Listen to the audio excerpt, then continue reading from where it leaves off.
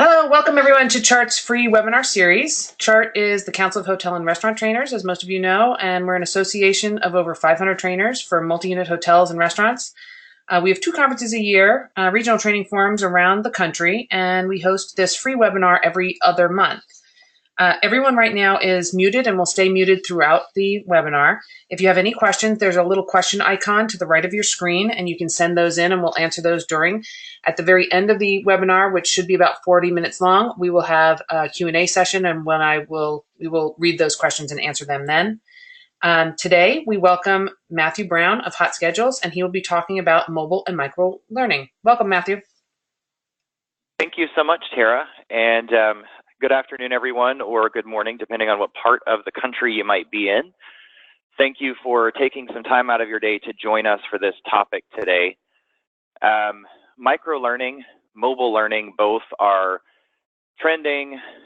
They've been trending for a little while, and so today we want to talk about mobile as part of your learning strategy, as well as microlearning, and how you can work those 2 key concepts into your overall learning strategy so that you're able to keep up with the modern workforce. As mentioned, my name is Matthew Brown, and I am the director of Hot Schedules Train. A little bit about me, HR and training professional with over 15 years of experience in various disciplines. My passion always remains the touch point where technology and learning come together. I'm very excited to be affiliated with CHART and all of the great things that happen within that organization. Also, just a brief bullet or 2 about Hot Schedules. Hot Schedules serves those who serve others through our products and services that make working for and in restaurants more rewarding and efficient. So we look forward to sharing some great knowledge with you, and here we go. Also, as Tara mentioned, this webinar will be recorded, and I want to make sure that you know that it's available for replay at a later point, either through the CHART webinar or the CHART website, as well as through the Hot Schedules website. All right, time to get started. Tara, if you could do me the honors and push out the poll for our learners really quick. So what we'd like to do here is have you just take a minute and weigh in on your current mobile learning usage.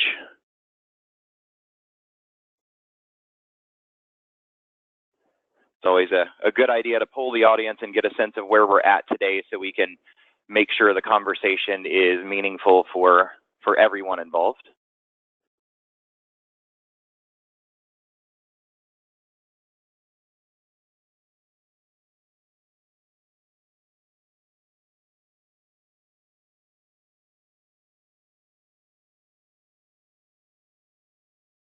All right, we'll leave that up for a few more seconds.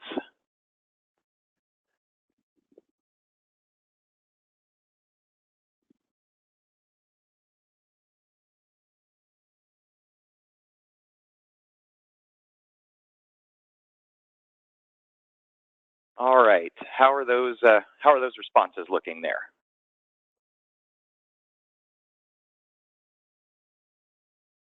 All right. Wow, that's great results there. It looks like about 40% of you guys are actually using mobile learning. Kudos. A really, really great medium for touching all of our modern workforce today. There are several of you that are planning to use it at some point in the near future, and then also a healthy number that don't have plans to use it at all. So hopefully through the course of our conversation today, you will find some new ways that give you ideas on how to engage with mobile learning, and then ultimately how to leverage micro-learning through that same strategy. All right. So first and foremost, mobile learning, why should you even care? Well, you know, the shift has happened.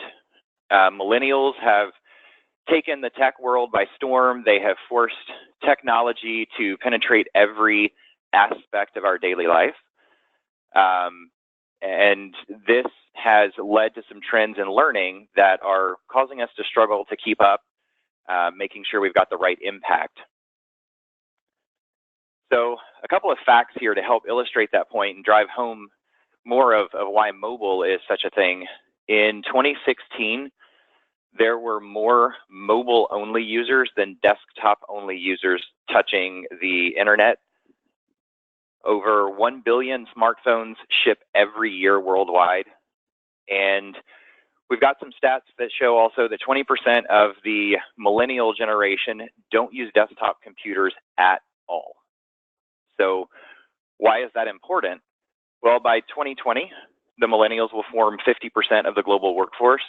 And then we have generations after them that were brought up in technology that will continue on in those trends. Apps account for 89% of the mobile media time. So this could be YouTube, it could be gaming apps, it could be Facebook, but the thing that we're seeing is people are on their phones and they're using apps all day, every day. There have been a number of studies done to understand the impact of technology on learning, and one of the things that we see come through those studies consistently is that all generations embrace mobile learning experiences. You may have the one or two outliers that you have to kind of sell on the benefits and get them comfortable with it, but when you think about what happens in our daily lives, how many people do you know that are not touching Facebook or YouTube or LinkedIn? The online ordering, the list goes on and on and on. In a survey conducted specifically for learning engagement, we also were able to uncover that 100% of the people that were surveyed are more likely to complete training in a mobile format than they are in a desktop format. And the last stat to share here on the screen is that over 80% of the internet users actually own a smartphone. So people have the devices.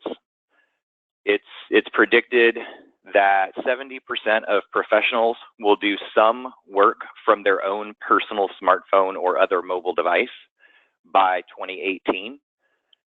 And we've also seen through some studies around mobile learning that 52% of the people who are using their devices are actually using them in bed before they get out of bed as they wake up in the morning or right before they go to bed at night. So the mobile is king, it is here, and it's here to stay. And there are some really great ways we can extend our experiences into those devices to make very meaningful connections. So a little bit about why mobile learning makes sense. Coming from an instructional design background myself, having built many classroom experiences and virtual experiences, as we mentioned, some of those stats are kind of jaw-dropping. So smartphone users complete courses faster overall than those people who complete them on computers. It's more about their familiarity with the device, their comfort with the device, and the way that the content is designed to present on mobile just lends itself to people moving a little bit faster. 72% of the companies that report embracing mobile learning has made them more responsive to marketplace changes. So this is extremely important as we continue to see the world around us change, the pressures that our businesses face also continue to change. There's a new threat every day, there's a new challenge every day, and being able to be responsive to those changes is really advantageous. It sets you up with a competitive differentiation for your employees. So if the latest and greatest trend that impacts food changes your menu items on a dime, you need to be able to affect that change pretty quickly, and getting content through the mobile channel allows you to not have to recall and replace a lot of print materials. Oftentimes there's less effort involved in building the mobile experiences, so you can quickly tweak and adjust and redeploy. We've also learned through some studies that learning in bite-sized pieces makes the transfer of knowledge 17% more efficient. So that just means we're able to translate what we learn into actionable insights that much faster. we'll take a look at some of the science behind mobile and micro-learning and learning styles overall in a bit. But also know that if you're not using mobile, or maybe you're using mobile but you're not yet using micro-learning, the mobile touch point is a very natural point of entry into the world of micro-learning. And overall, these things all culminate into this one thing that you should take away, which is mobile learning translates ultimately to higher engagement and improved motivation. Both of these things are necessary if you want to see your knowledge transfer increase, see on-the-job performance increase, and ultimately can lead to higher retention, lower turnover.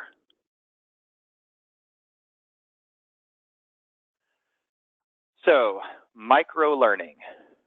What exactly is it? At its simplest form, it's just a different way of teaching, a different way of communicating information, very short bursts, putting the learners in control of their experience. Microlearning, we'll look at in a few minutes, can take on so many different formats, but they all have a few things that are common, which are bite size, meaning they can be consumed in 2 to 5 minutes. More often than not, they are being developed mobile first, again, for being able to pick it up on the fly when I need it, just in time.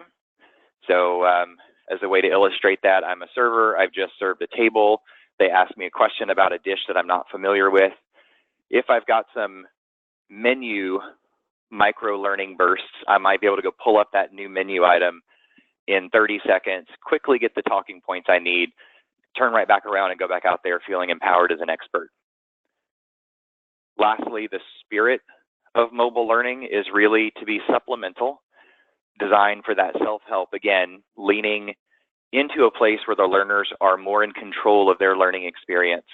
They will consume what they want, when they need it, and if you've got the mobile strategy in place, how they prefer it.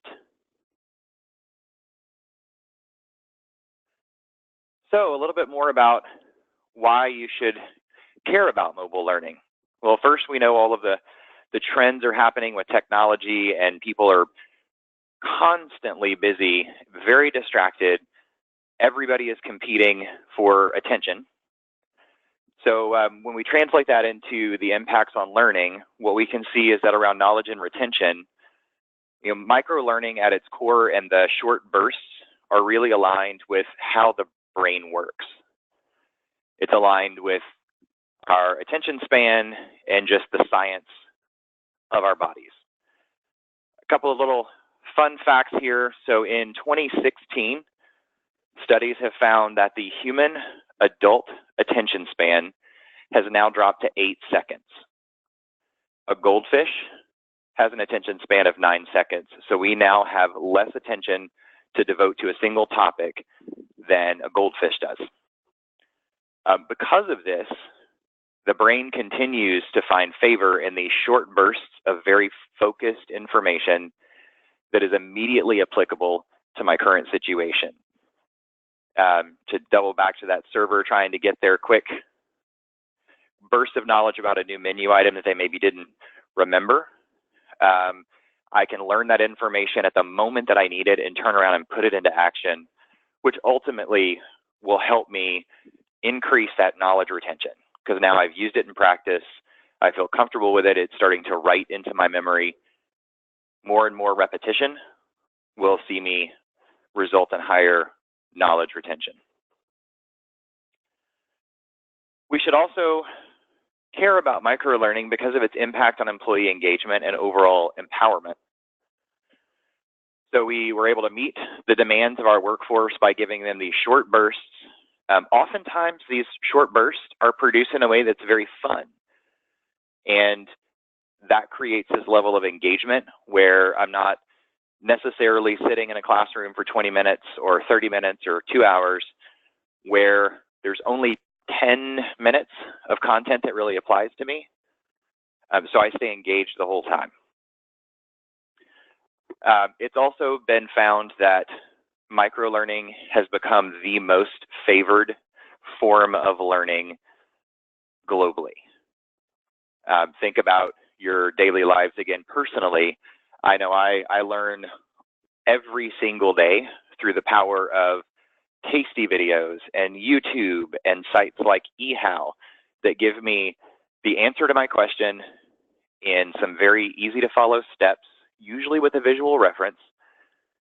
And all of that takes about 2 minutes of my day, as opposed to having to go spend a lot of time invested in a very lengthy course that's going to give me a lot of really good information, but out of that information, I'm only needing a small subset right at that moment. Microlearning is also extremely easy and very inexpensive to manage.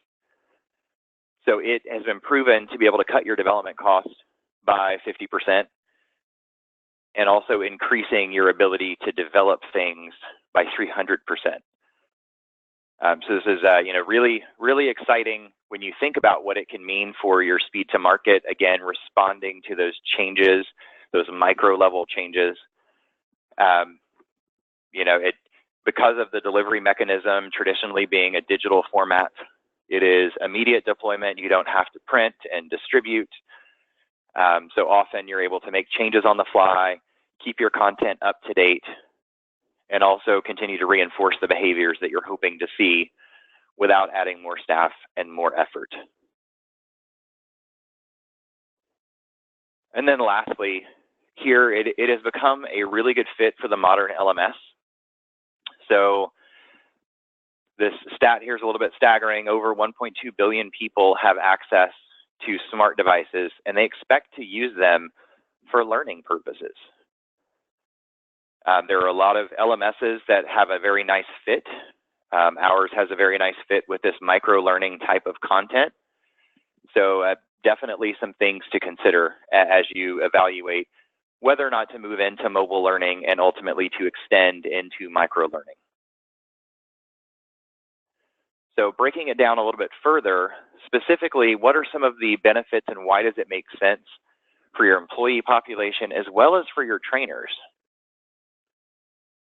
From an employee perspective, we constantly struggle with keeping people engaged. Studies show that people crave development at work. They crave growth opportunities. And many times they can get frustrated because they just don't have access to enough. And that can translate to people leaving, us having to go find more people to fill those spots. What we've seen through a number of studies that have been done is that the average employee can realistically only devote 1% of their work week to training. So I'm working a 40-hour week. That means I can spend a very small amount of time for that whole week or per day trying to just learn some things. Now, we all onboard people and kind of have this new hire experience where we acclimate you to the company, and that can take anywhere from a couple of days to a couple of weeks, even a couple of months. But at some point, I start to lose a lot of that knowledge because I'm just going, and I don't have the opportunity to work it into my day regularly. And even when there is training available, 40% of the employees say they don't have time to do the training. So from a micro-learning standpoint, these 2-minute, 3-minute, 5-minute bursts, or we'll look at some other formats that are more print-friendly, they allow us to impart some knowledge and do reinforcements in those small windows of time that people do have available when they've got headspace and they've got time free from distraction.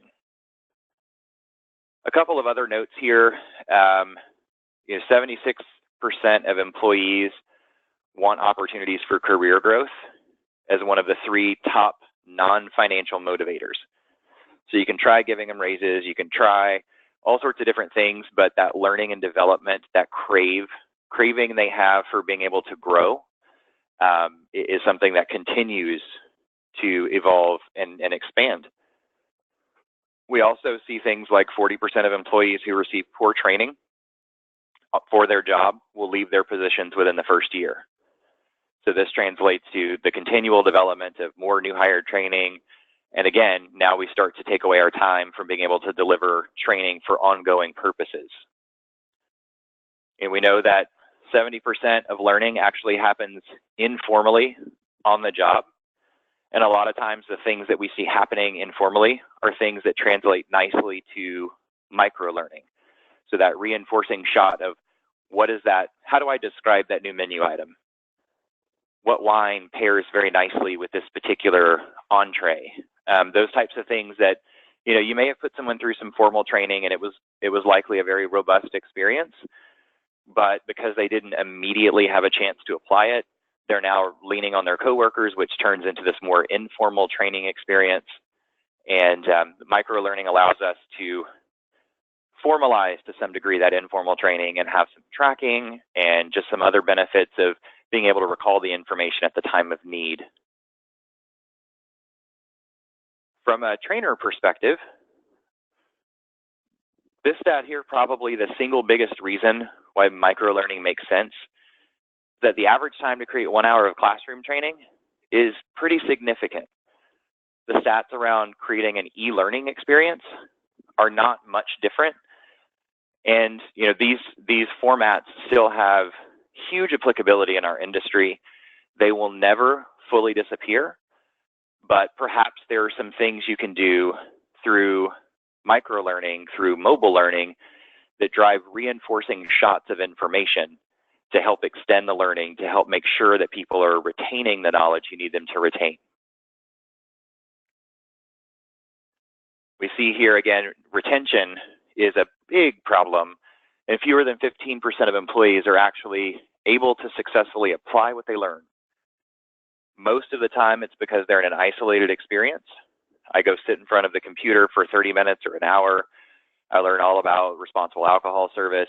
I may not pick up a shift where I'm having to remember drink counts for a day or two. Life has taken over that place in my brain, pushing some of that knowledge out, making it more difficult to recall. Also, the 90-20-8 rule. So this rule, if you're not familiar with it, tells us that adults can listen with focus and attention for no more than 90 minutes. Now, you will have a couple of rock stars that can go outside those bounds, but generally speaking, 90 minutes is the most you're going to get with focus and attention. Adults can also only listen with retention for 20 minutes. So after 20 minutes, I'm not able to retain as much as I was, and every minute thereafter pushes something out. And the 8 applies to the intervals at which adults need to be involved in the experience. So every 8 minutes, you need to make sure that I'm engaged, that I'm being involved in the conversations, I'm actively participating, or else that 20 minutes that I had dedicated to retention is going to shrink. So from a microlearning standpoint, you're able to undercut all of these thresholds by staying in that 2 to 5 minute range, helping retention go up, helping people find ways to apply the knowledge immediately. And then lastly, some of the most recent studies done by learning technology and just learning behavior organizations tell us that 94% of the hourly workforce wants the bite-sized training so they can customize it to their needs. Again, I know what I need it right this moment. I'm in a heat of battle. I need to find that thing quickly and be able to learn it and then apply it immediately. So we'll quickly touch on the kind of just the science behind it. I love data and I love understanding the why behind things. And so microlearning is really designed to touch on a majority of how we learn as humans. First and foremost, that whole working memory thing we talked about earlier, combined with something that we call the forgetting curve.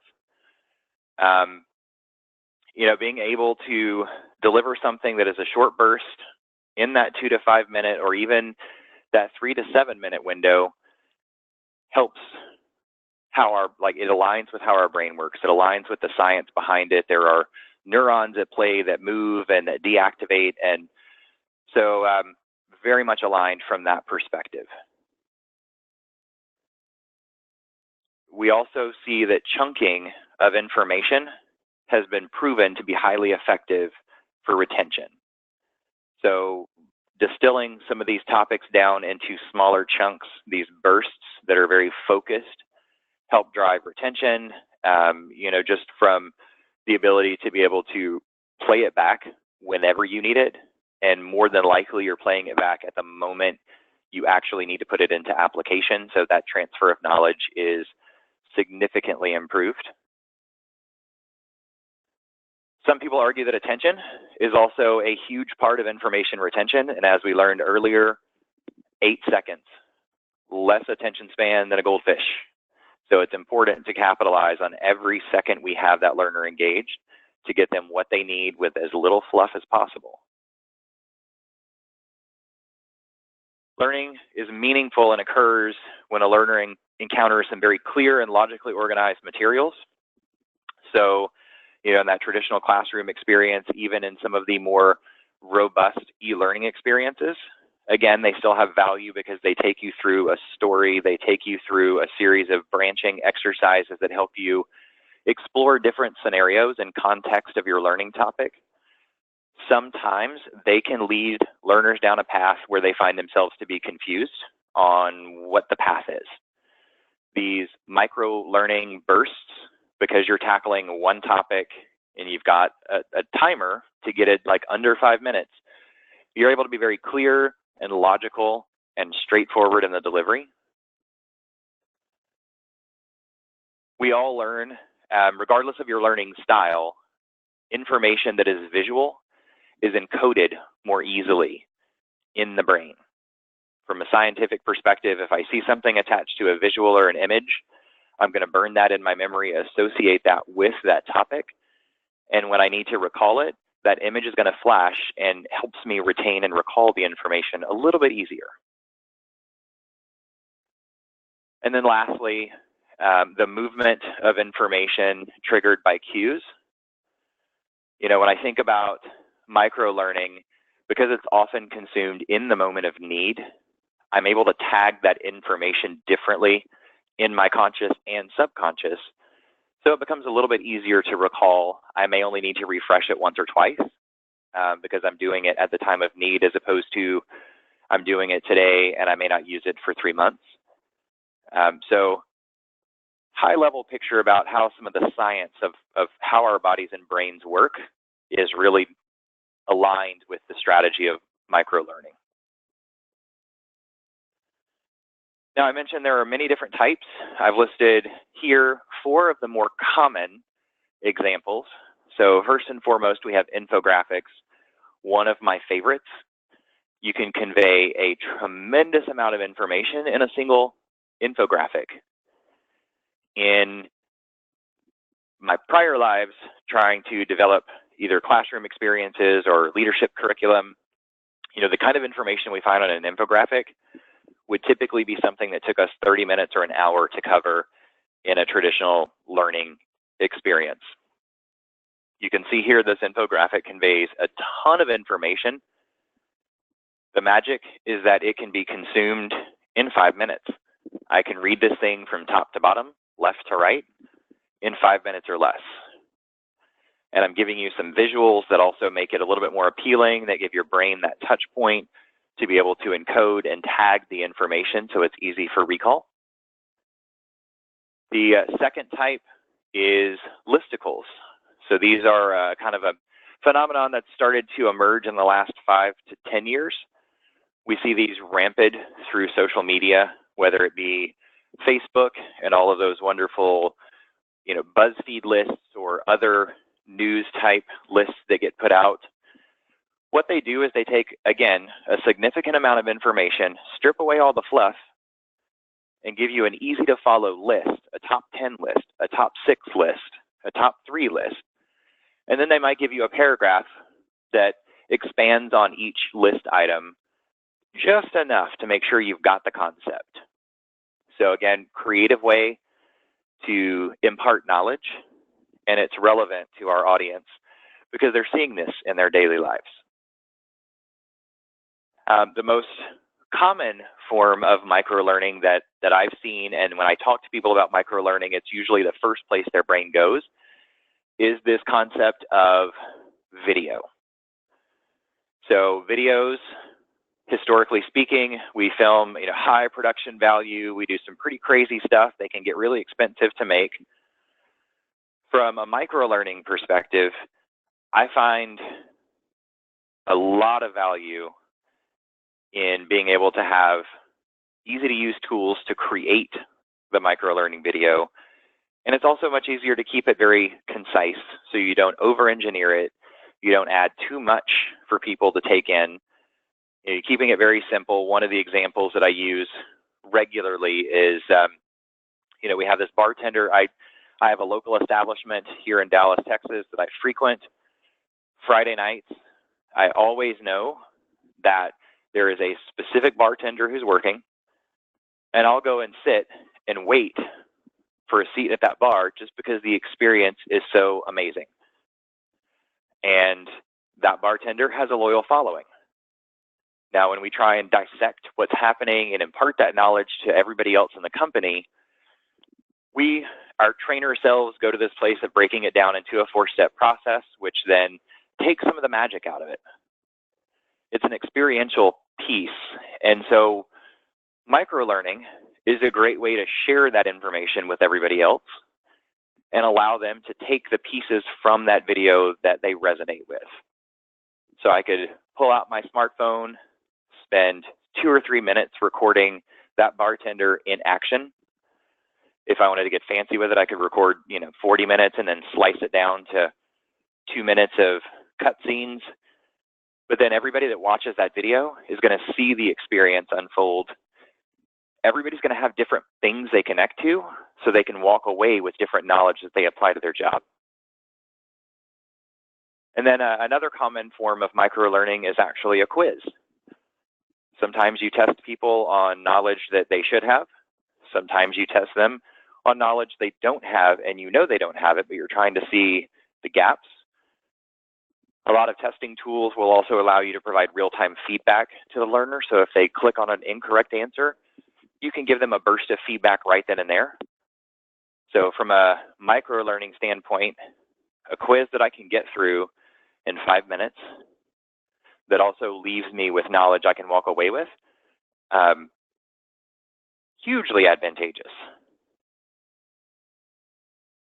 So now let's put it into practice. Couple of tips on when you should use microlearning or when you should consider microlearning. So again, these things are very focused, one kind of learning objective, very narrow in scope. So maybe it's the spring menu, those new menu items. You do a quick burst on each one of those. Or you do a listicle on the new menu items. An update to the POS, maybe dress codes or your policy on drink limits. Overall, anytime that you see an opportunity to reinforce a specific objective from your learning courses, microlearning is a great way for that reinforcing shot of knowledge. The things on the screen now are maybe areas that are not best suited for microlearning, so you definitely don't want to go through the history of your company and culture. You would not want to teach everybody everything they need to know about a POS. The full-blown certification experiences for food and alcohol certifications, not something that's great for microlearning. You definitely don't want to depend on this as your sole delivery. So keeping it as a supplemental method that's reinforcing, that's connecting the dots, that's helping people continue to stay in tune is absolutely the right fit for micro. So if you're not using microlearning today, a couple of tips on how you can work it into your strategy. Take a look at your current programs. Look for some of those trends that help you highlight gaps in knowledge, or maybe places where people are not applying the knowledge that you expect them to have. Start small. You don't have to tackle it all at once. Look for 1 or 2 areas where you can reinforce some key concepts. And above all else, if you don't know, just ask your audience, what are the things you'd like for reinforcements? Always apply the thought process of measure twice, cut once. So build your plan, then build the content. Much easier to know where to focus your efforts. And don't be afraid to test out a few different things. So video may not be the right format for something. You won't know till you try. Infographics, you may not have any experience in building those. So it doesn't hurt to try and get feedback, because that's how we learn and we grow. And your learners seeing that kind of evolution keeps them very engaged. And then lastly, you want to keep in mind, never forget how you're going to validate the knowledge gain. It doesn't have to be a test, but if you're giving them some burst of knowledge, you want to make sure that you are able to measure that they've retained that knowledge. A few tips on how to have the most impact. Again, one learning objective to focus on. Keep it simple, straightforward. Storytelling goes a long way. Get creative. Again, many different varieties and formats that can deploy microlearning and even mobile learning. So just keep that creative hat on. Again, we reinforce that you want to keep one learning objective so that it's there twice intentionally. One learning objective, keep it very, very straightforward.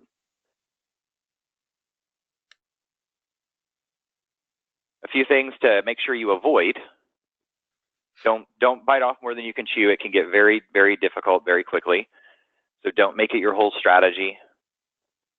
You want to remind people that the training is available, so let them know that these short bursts are out there for their use. You don't want to cover too many topics in one experience, so go very deep on one specific topic again. And if you are using multiple topics, you want to make sure that you create some connections, that you don't leave a cliffhanger at the end of topic one. That can be a distraction. It's going to keep their brain from shutting off that topic and applying the knowledge. And then don't try to take a whole bunch of micro-learning experiences and cobble them together to create one comprehensive experience. It will feel disconnected. You're going to lose a lot of value in the traditional instructional design methodology by trying to take that approach.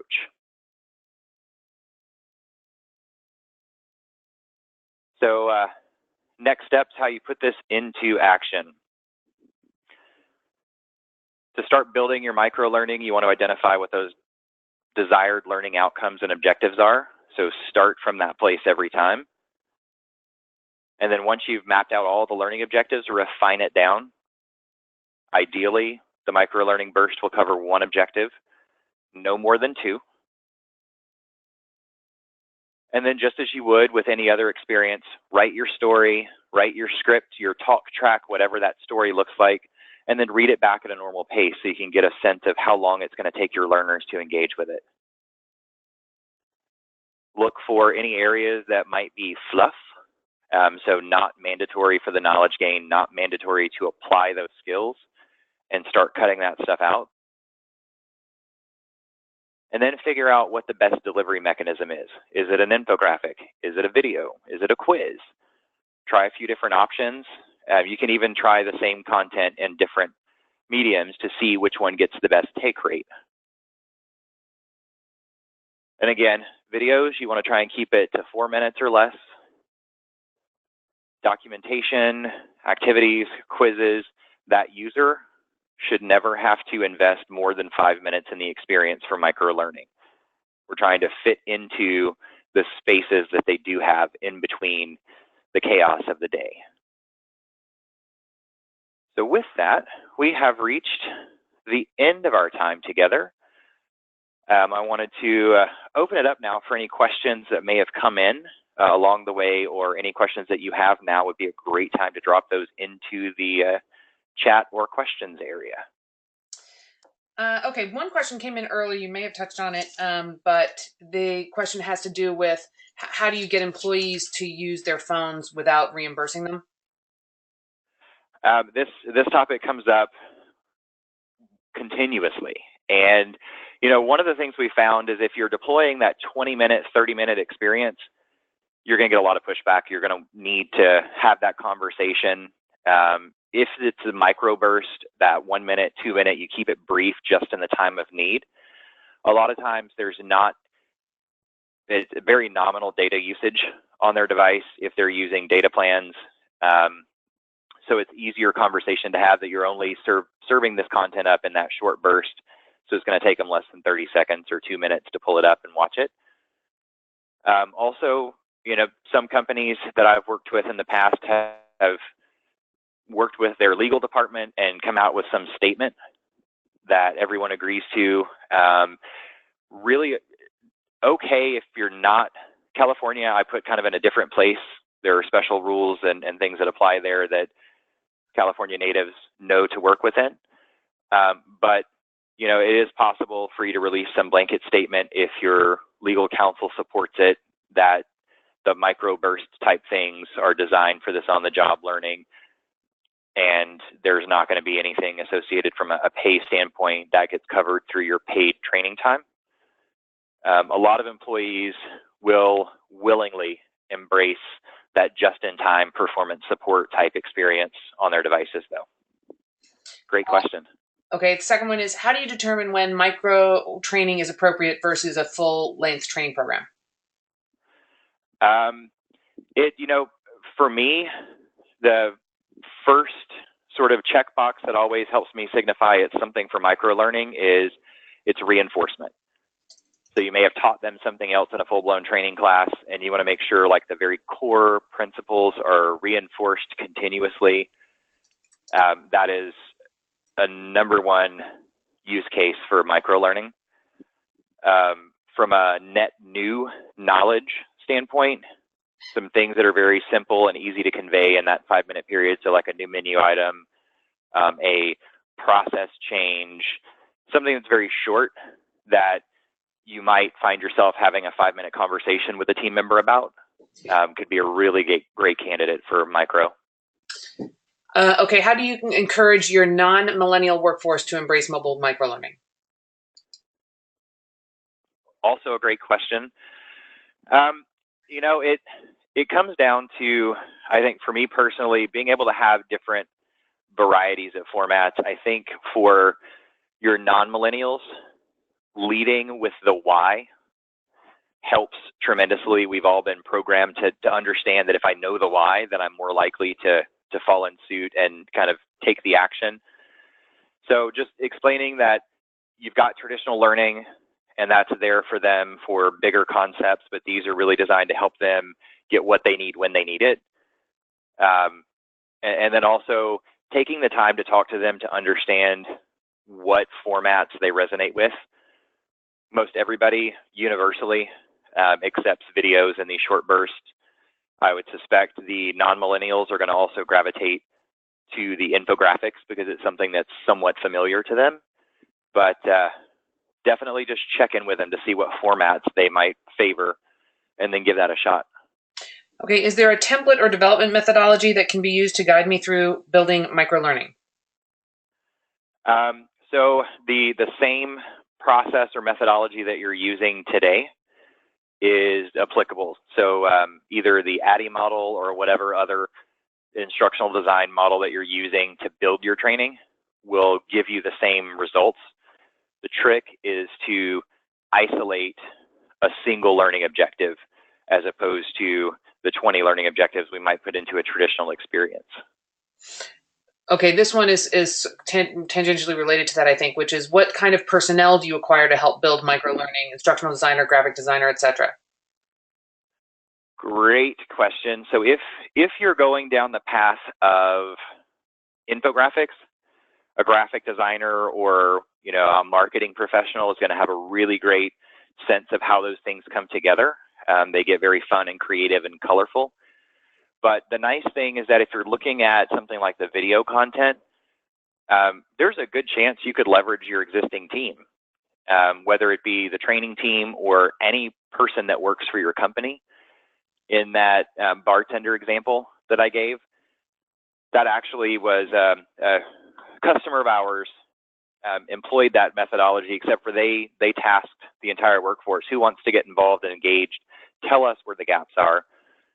They put out a contest, and people were creating these videos on their own and submitting them, and they were going through a review process, and winners were selected, and then they were deployed as part of the training content. So don't be afraid to see if you've got people out there who do have the skills, and extend them the option to be able to contribute as part of their development and career growth. Okay, does microlearning have to happen every day to change behaviors? Not necessarily.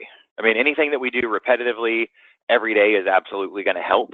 But microlearning starts to change behaviors incrementally because I'm consuming the knowledge right at that point of need. So I'm going to activate that knowledge and apply it immediately. And if I do that 2 or 3 times, whether it's every day or 2 or 3 times over the course of a week or two, those situations one-off are going to start to impact bigger changes. So not necessarily daily, but having a library to pull from will help shape those behaviors over time even more. Okay, we own a legacy brand with around 15% of service staff that has worked for us for over 20 years. And from a cultural standpoint, are highly averse to technology. Most don't have smartphones or email addresses. What is the best way to approach this transition?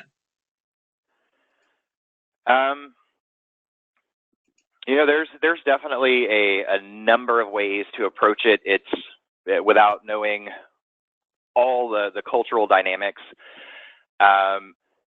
Starting by surveying the population at large and involving them in the transition, you'll get some adoption. You'll find some champions that will help you figure out how you convert the rest. Definitely some magic in finding some champions within the ranks that can help position the message and position the why before the change starts to roll out. Okay, what are the main pushbacks from firms about not integrating mobile microlearning into their training delivery? More often than not, the pushbacks come from we just don't know what that means. We know e-learning, we know classroom training, but micro and mobile, we just don't know what that means.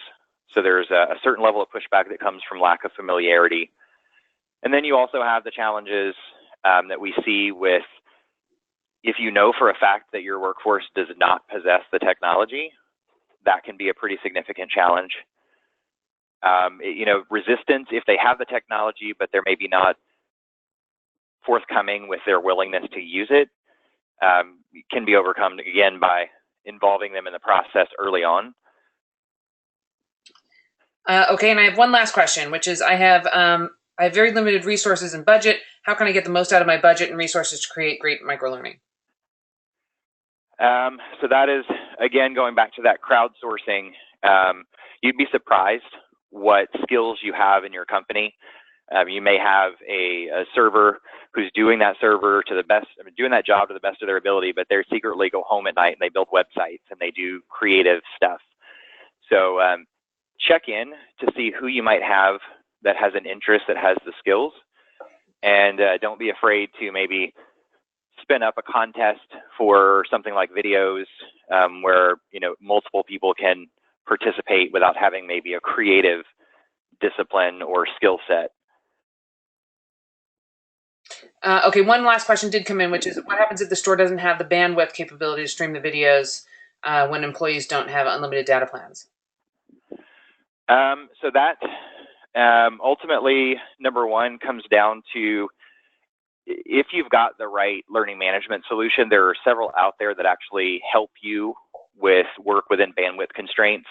They downsample the videos. They make them easier to consume in that experience. Alternatively, you could deploy a central tablet so that you're running either on a data or a Wi-Fi situation, but it's one point of use versus the potential for 75 devices. And that will help you through that process to some degree. And then, in that instance, if video playback is just not going to work and you don't have the funds to invest in enhancing the technology, then there are several print varieties, like the infographic, for example, does a great job, whether it's online or printed, in conveying a lot of information in the 5-minute span. Okay, and that is, we've been on for 50 minutes. That's going to end our time. Thank you all so much, everyone. Thank you, Matthew, for being here. Everyone else, if you'd like to join us, we have our next webinar is June 14th, Winning the Talent War with Enlightened Hospitality. And this webinar will be recorded and posted to the CHART website later today. Thank you so much, Tara. Thank you, everyone. Bye-bye.